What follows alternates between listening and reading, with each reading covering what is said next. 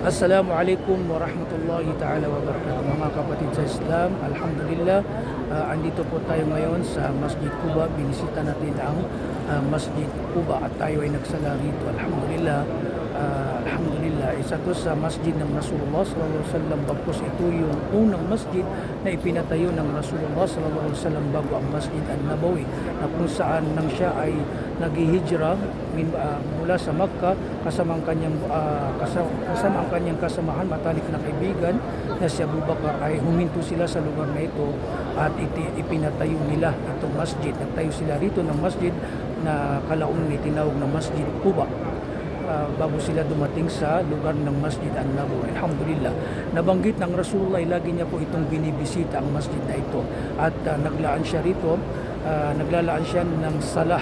No, dito siya nagsasala, na kung saan may kahigitan ang pagsasala sa masjid na ito. Subhanallah, Masya Allah.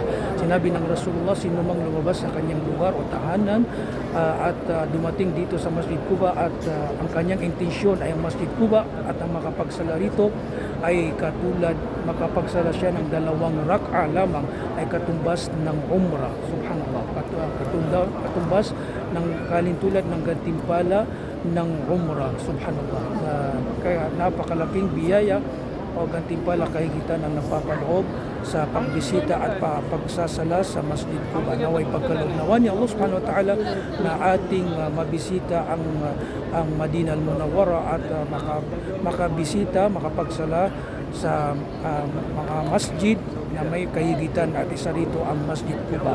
So naway pagkalugnawa sa ating lahat ni Allah subhanahu wa ta'ala na makabisita sa Makkah at sa Madinah al-Munawwara.